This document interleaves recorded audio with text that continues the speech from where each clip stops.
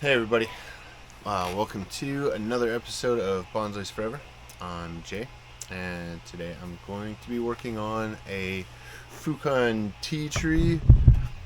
I got a new camera, if you can't tell. Hopefully you can, because I'm really hoping that this is going to have a lot better filming, a lot better video quality and all that stuff.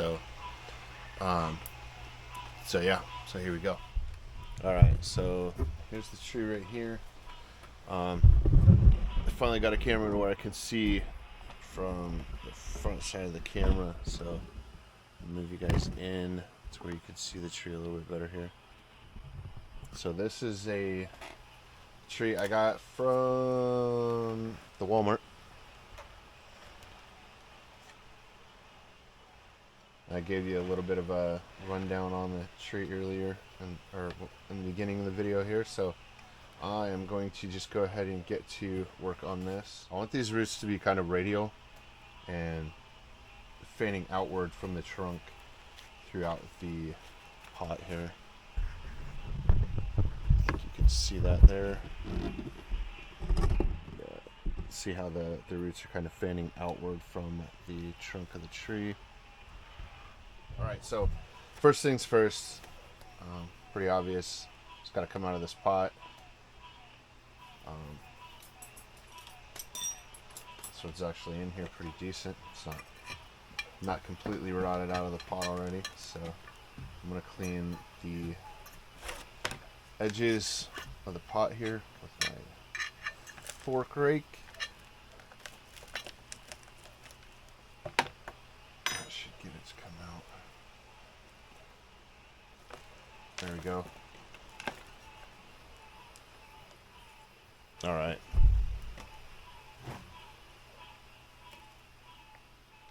So I'm going to take all the peat moss off of here. I'm just kind of break it up with my fingers a little bit and let it fall out here.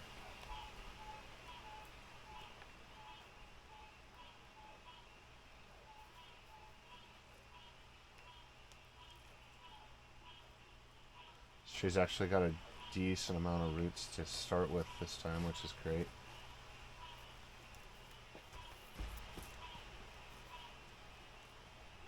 So the thing about using peat moss for a bonsai tree like this, the peat, it either holds too much moisture, or when it dries out it becomes hydrophobic, which means that it repels water, and that's never good for a tree to repel water. I got bugs flying around in the greenhouse tonight. It's after dark, so I've got the light on in the greenhouse here, so it's attracting all the bugs inside. So I am going to try and work all of the peat out of these roots. As you can see also with the using peat, it makes really fine roots, which isn't necessarily a bad thing, but at some point you want your roots to thicken up so that your tree has more stability in the pot, and it actually causes the bottom of the trunk to thicken up also. And you don't want reverse taper on your bonsai trees. You want it to taper evenly up the tree. And leaving these in peat moss, obviously it doesn't cause the proper taper, because I've got a nasty reverse taper right here and right here. So it's got a terrible looking trunk, which we're going to fix over time. We're not going to stress about that just yet. Probably not going to stress about it at all, but over time we'll work on that a little bit here and a little bit there to get it to have a good taper trunk. And these trees back bud like really nice, so we could eventually just basically cut the whole tree back to where the taper is good, and possibly either air layer or cultivate branches and the rest of this tree into multiple trees if we wanted to, or we could just see about waiting it out, see if it actually does fix the reverse taper Another option would be to use wire, which I've done this before on another tree, but I don't know if it's going to work on this tree. You take the wire and you wrap the trunk, and then as it injures the bark on the trunk and causes wire scars on the trunk, it thickens it up because it thickens the bark right there. So it's kind of I don't know if I would say it's a last resort. I'm trying to think of how to put it. Something that isn't typically used in thickening up the trunk. You would let sacrifice branches grow. So this is going to make the bottom of the trunk grow thicker down here. And then removing branches that are going to cause reverse taper also is another way to stop reverse taper. But also if you let branches grow, say in this section where it's really thin, then that'll thicken up that section. So we'll see how that goes and if we can encourage that so that we can fix some of the reverse taper on this. So I'm going to get this into a pot so that we can get working on the rest of the tree here. I'm going to use this pot. Kind of want it to be a large enough pot that it can stay in this pot for a couple of years. Let's grab my soil here.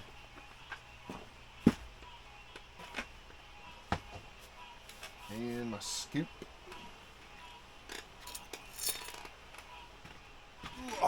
Alright, so I'm going to bring you back in to see the tree again here. I think I'm going to really like this camera here. I'm going to put a thicker layer of the larger bonsai soil on the bottom here.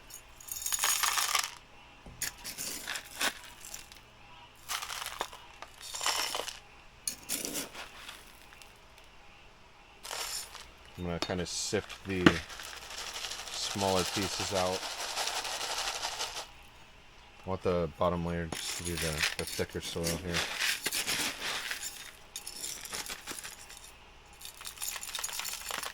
Alright, there we go. Then I'm going to put another layer of my typical bonsai soil right here.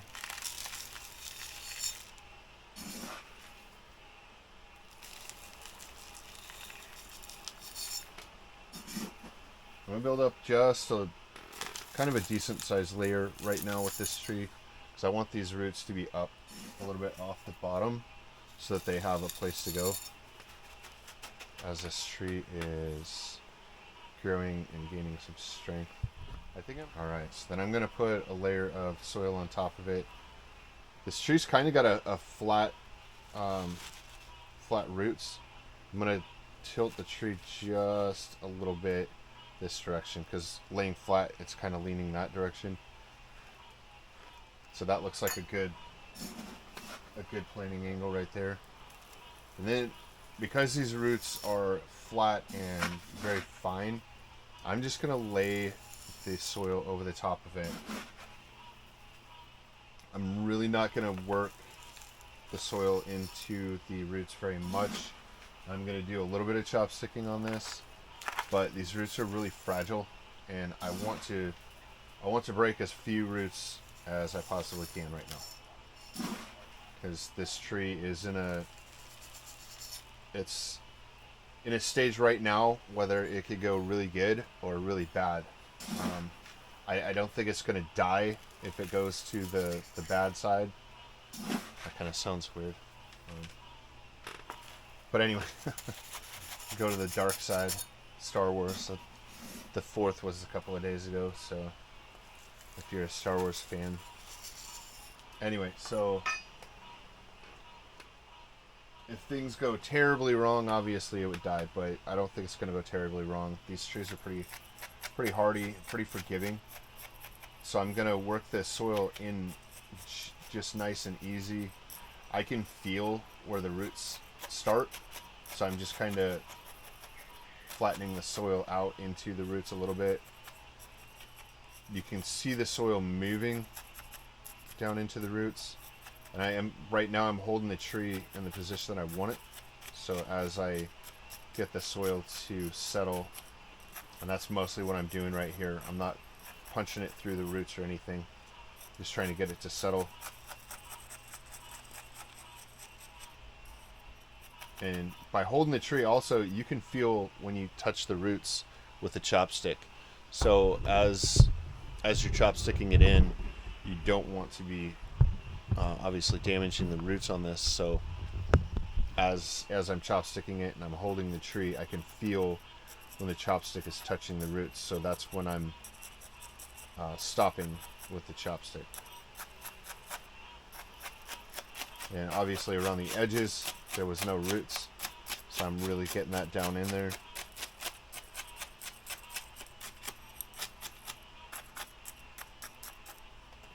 Alright, the tree seems pretty sturdy. This is going to stay in the greenhouse for a couple of weeks until it gets some new growth on it. So I'm not going to be putting this out in the wind or the elements until it's got some new growth on it, and I know that the roots have taken hold into this pot. For one, it didn't have a ton of roots. It's got more roots than some of them that I've worked with, but it doesn't have a ton of roots yet. So we don't want to take chances of, you know, over stressing the tree. It also has quite a bit of foliage, and I've been doing some experiments lately with leaving a lot of the foliage after I do a repot to see if it makes the roots grow faster, and it does not. It does not make the roots grow faster. It just sucks all the water out of the tree, and you have a bad situation. So some of the trees I've done that with recently just didn't do well. I trimmed them back a little bit and they were just fine. Man, all these bugs flying around. Alright, so that's watered in for enough for now to keep it from drying out too much. So the first order of business now from here is to reduce the canopy on this. I want to reduce the size of the canopy. I want to take back these scraggly branches out here and bring it back into a silhouette to get started with. I want to clean out some of this interior growth so that I can get some light down into the bottom of the tree also. And because I just repotted this, I want to be gentle with moving the tree and handling it, so we're going to be careful with it. And I'm going to start off. I started working on this tree yesterday, so I already did this branch. It's kind of a pad. It's not exactly ideal because it looks kind of at an angle, but I think that'll work for now. We'll just leave it like this for now, and then as it starts growing, we'll see which sides and where it starts growing really thick and nice, and then we'll trim it back from there. So also, as I'm going through and I see just dead tips, I'm going to cut those off too. So this branch right here, it comes from the trunk all the way out to here, and then it goes straight up. So I don't want the straight up portion of this branch, so I'm going to cut that off until it is going in an outward direction. So you can see right there the end of the branch. If I can show you, there we go. You can see that end of the branch. That was where it just went straight up in the air like that. So that's got to go. I'm going to use this as a cutting. See if I can get a couple more of these trees. I'm starting to really like these trees. They're interesting.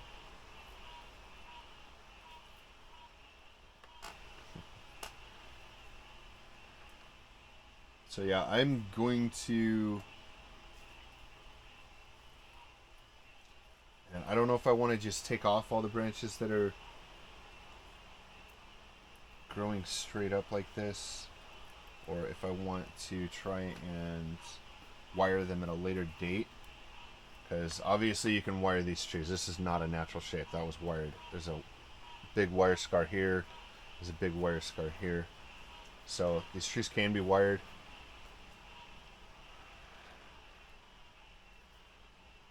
So I might just leave some of these, let them grow for a little while, and wire them out. Because this branch, if I wired it down over here, that would look really good. But I don't want to wire anything today because I want this to recover from the repot and the trimming that I'm going to do, and then we'll wire it later on.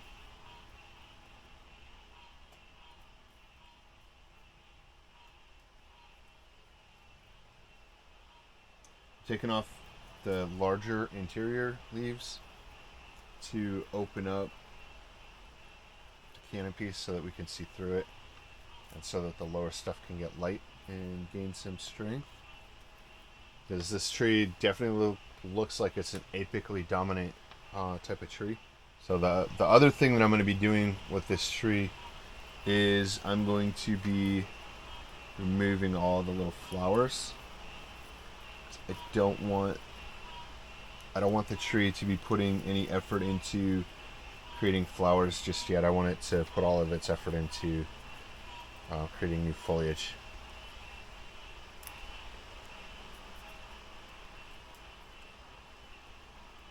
Just noticed the end of this branch. I just didn't like it, so I'm gonna cut those weird leaves off there. So any of these flowers that I find also, I'm gonna take those off. We'll have to see later on, maybe later on in the season, maybe next year, what the flowers look like on this tree. Pretty sure they're gonna be really cool, but I'm not sure at what stage these flowers are. Some of them look like they've already bloomed, and some of them look like they're buds. So I'm going to just take it all off for now. Get the tree under control, and then we'll let her flower and see how cool it looks.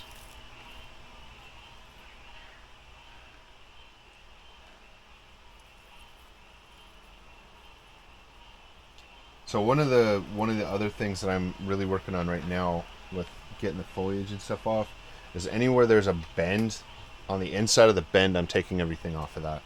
Whether it's a branch, whether it's leaves, whether it's back budding or whatever, I'm taking anything off that's on the inside of the curve.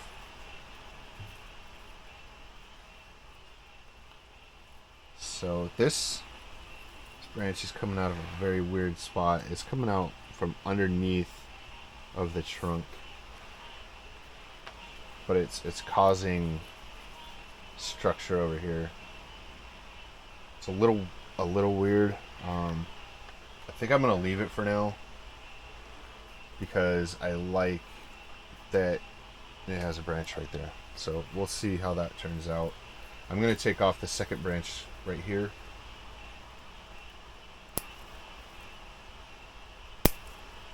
Go.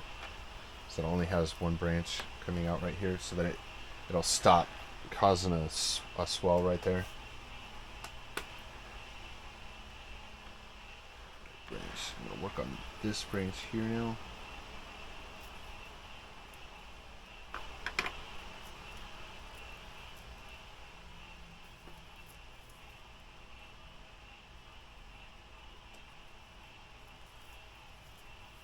Alright, I'm going to just thin this one out. I think I'm going to leave it for now. I'm going to thin it out and cut the tips off. Just kind of looking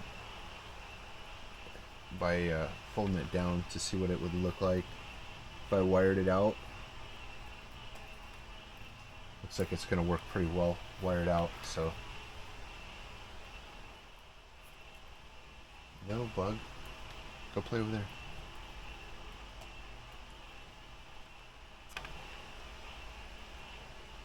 The other day I was out here working, or yesterday.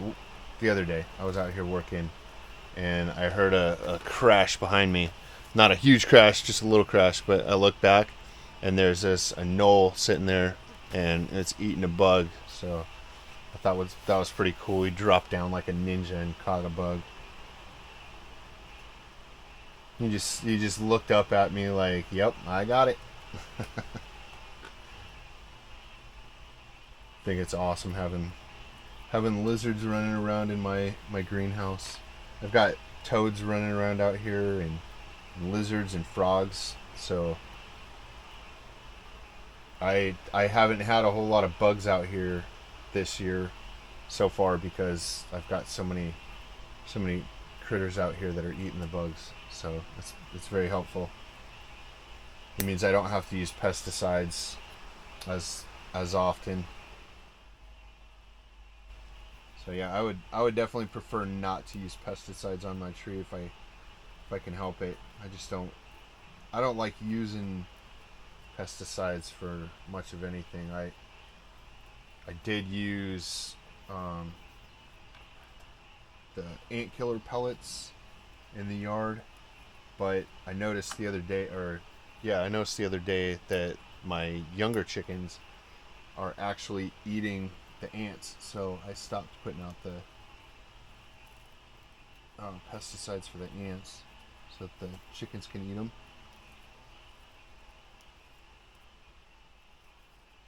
So that works out for both of us. I don't have to worry about standing in an ant pile and getting chewed up, and they can eat the ants. Ants are actually a pretty nutritious source of protein and amino acids for a chicken, so really for any animal that eats them.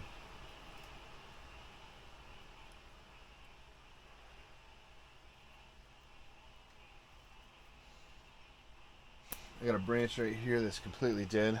Just take that whole thing off there.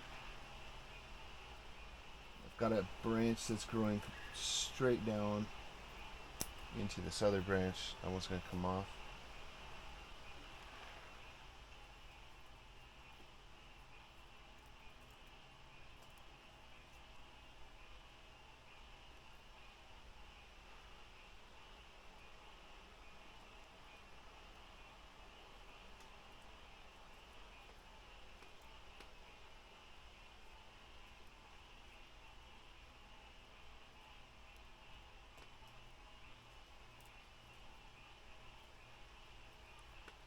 So I'm going to do a video, maybe my next video from this one. I had a person from the farmer's market bring me a couple of trees to work on, so I'm going to do a video on that. Pretty spectacular trees, actually. I've got one is a tiger bark ficus, and one of them is a Brazilian rain tree. So right now I'm just working on getting all the really large leaves out of here to open up enough space so that we can see into the tree. The sun can see into the tree here. Trying to see if there's branches growing straight up. Taking those out. Branches that are crossing other branches. So I've got a branch right here.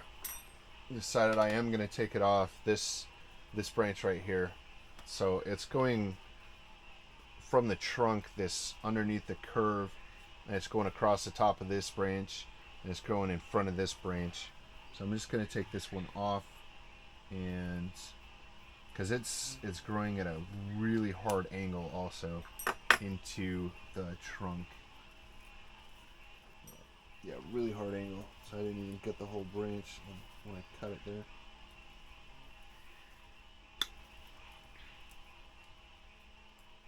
There we go. So there's that. That looks like it's going to possibly be a good tree already. So I'm going to trim this back though, so I don't forget to later.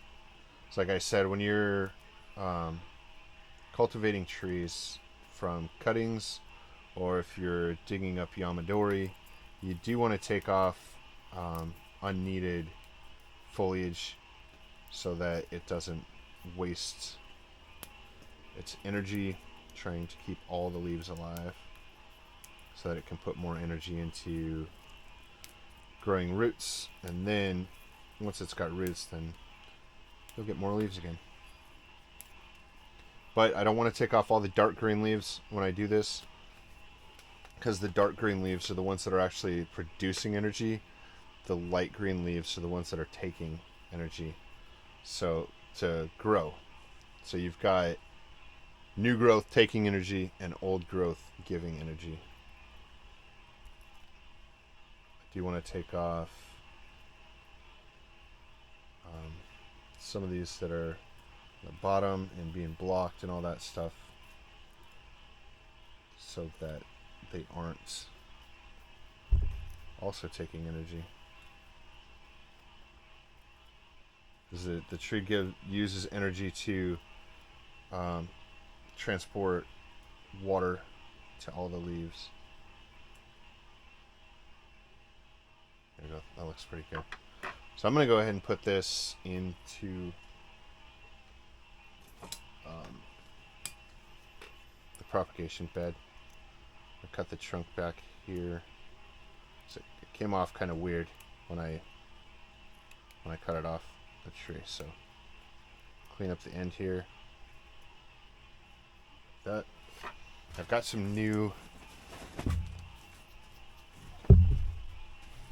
rooting hormones. I'm not sure if I showed you these, but I don't think it's new. It's just new to me. It's a gel. I've never used the gel before, and so far I don't know how this is working, because all this stuff that I've propagated with it hasn't started growing roots yet. So we'll see how this goes. So it's purple, and it's kind of pretty color if you can see it. I think you can see it. All right. So the rest of the stuff that I'm going to propagate, I'll do it later. I just kind of wanted to show you guys that real quick here. Okay, so now that I've got this branch out of this space, that opened up a lot just right off. That just opened everything up right here. Take off some more of these larger leaves. Pretty sure you could just pull these leaves off. Try it. Yeah, you can just pull these leaves off, so I might just do that. Might be easier. Let's hold the branch.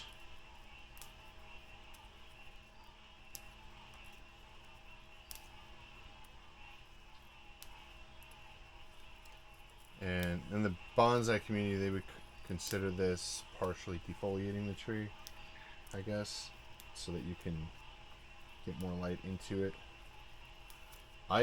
I'm not gonna completely defoliate this tree, probably ever. I have completely defoliated trees before, and I've gotten mixed results. I've gotten trees that just blew out a whole bunch of new leaves, and they were a lot smaller than the old leaves. And then I've had trees where I defoliated it started looking really good, and then died.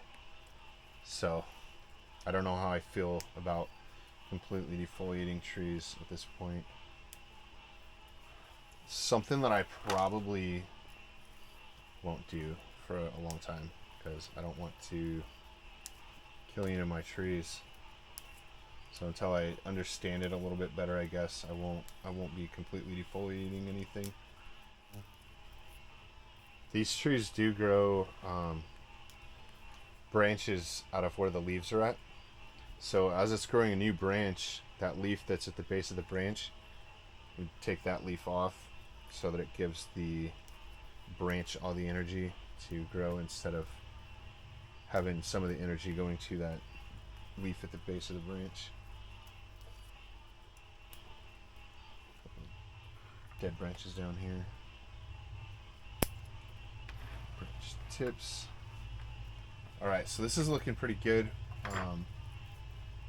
Taking the unnecessary leaves out of it.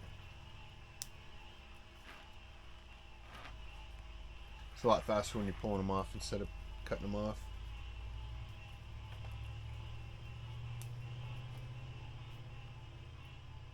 All right. So now I'm going to trim back the tips of these branches. And I'm just going to trim it back to the silhouette. I'm not going to worry too much about um, directional pruning or anything like that. I just want the branches to be inside the silhouette, and I want to reduce the vigor at the top of the tree so that we can get a little bit more vigor at the base of the tree and grow some more foliage down in this area so that we can thicken up the trunk right there. I'm gonna leave this one because it kind of fills out the canopy a little bit there. All right, so that's really it. I think one more leaf right in here that I'm gonna get rid of. It's hanging down. I'm gonna just kind of look it over real quick here. Got a couple of leaves right here that are in the way. And then looks like most of the flowers were growing off of the tips of the branches, but I got a couple of flowers right here. I'll just pull these off.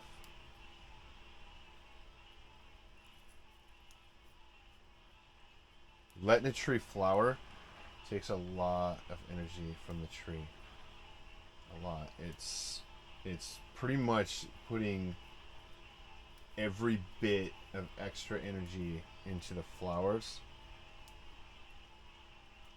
So if you're trying to get your tree to develop and get ramification, taking the flowers off is more beneficial to the tree than the enjoyment that you're going to get from seeing the flowers.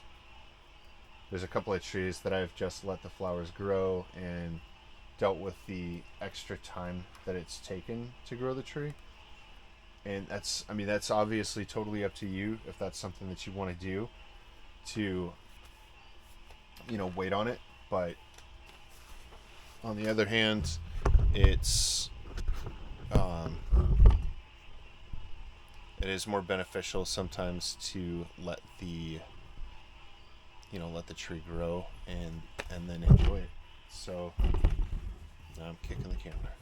Here we go. Bugs all over the place. Maybe next time I film at night, I'll probably close the door. All right, so I think that's going to be it for this tree. Give you a good spin around as I was working on it here. So let you see it one more time. It's a good looking tree. They did good work growing it, and I think I did pretty good work picking a good one. One more leaf, and then we're out. Thanks for watching. I'll see you on the next one.